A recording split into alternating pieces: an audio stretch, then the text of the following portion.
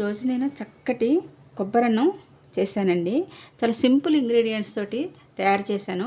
ఈ వీడియోని స్కిప్ చేయకుండా పూర్తిగా చూడండి. అప్పుడు మీకు నేను ఎంత సింపుల్గా ఈ కోకోనట్ రైస్ చేశానో మీకు తెలుస్తుంది.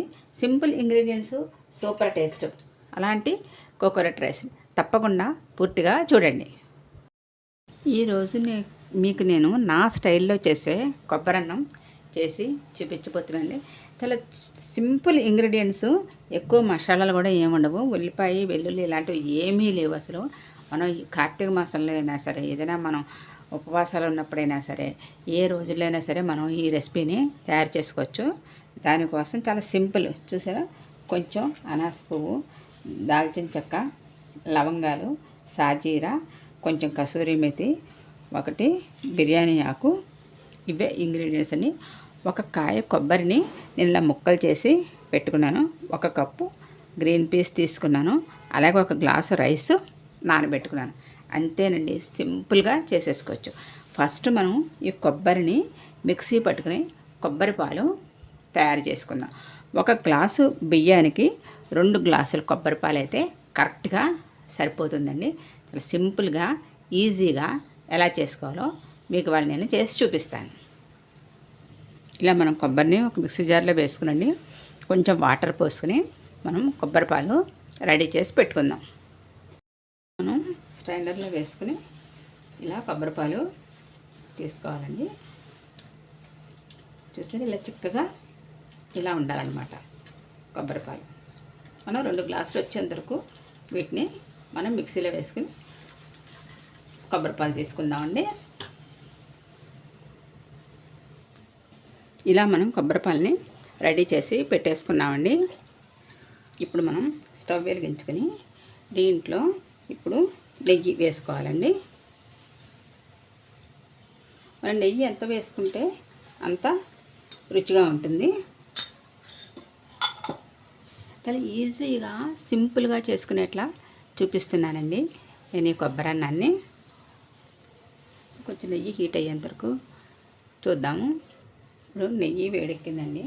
మనం ఇప్పుడు ఇందులో చిన్న దాల్చిన చెక్క, అనాస పువ్వు, మరాఠీ మొగ్గ, 2 యాలకులు, ఒక చిన్న బిర్యానీ ఆకు, కొంచెం సాజీరా,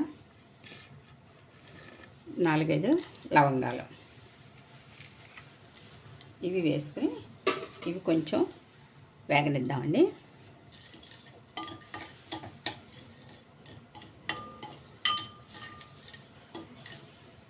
దీంట్లోనే 2 పచ్చిమిర్చి చీలికలు,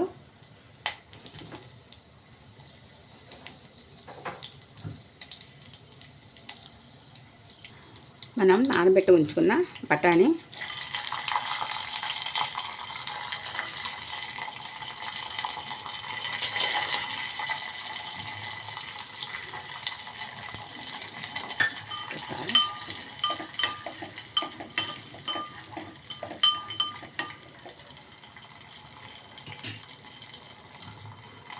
ఇప్పుడు మనం దీంట్లో ఏ గ్లాసు కొలతతో అయితే మనం బియ్యం తీసుకున్నామో ఆ గ్లాసు కొలతతో 2 గ్లాసులు కొబ్బరి పాలండి.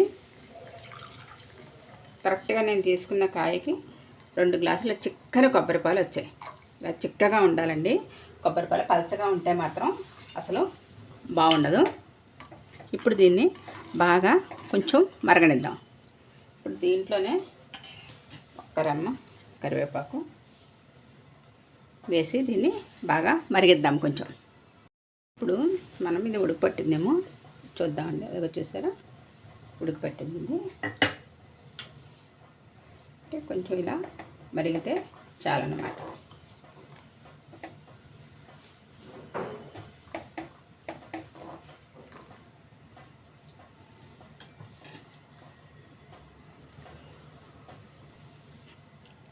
ఇలా మరుగుతుంది కదా. ఇప్పుడు మనం ఈ నానబెట్టి ఉంచుకున్న రైస్ని వేసేసుకుందామండి.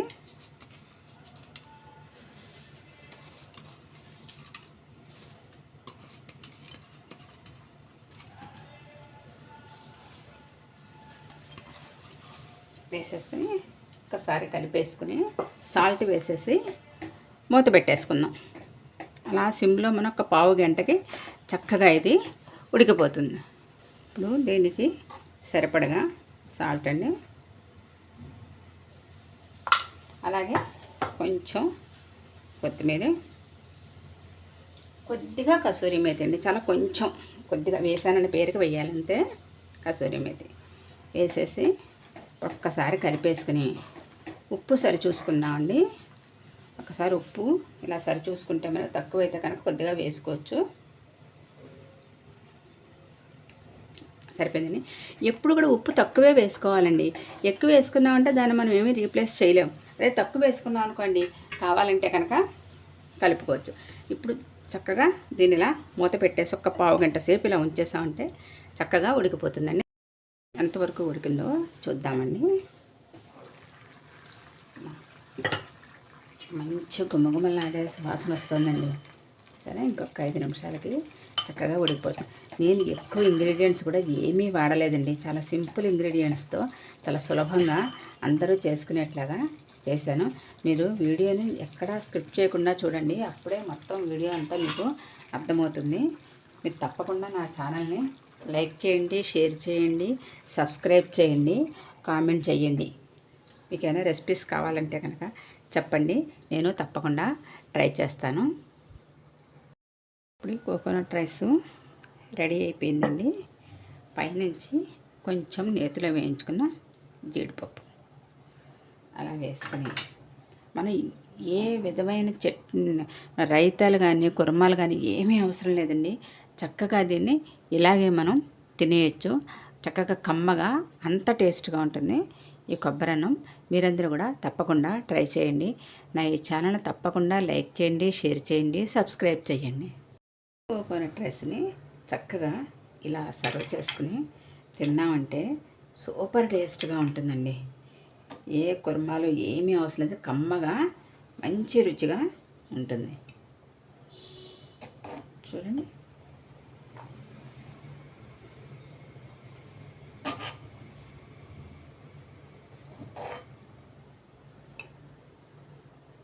మీరందరూ కూడా తప్పకుండా ట్రై చేయండి. నా స్టైల్లో తయారు చేసిన ఈజీ అండ్ సింపుల్ రెసిపీ కొబ్బరి అన్నం.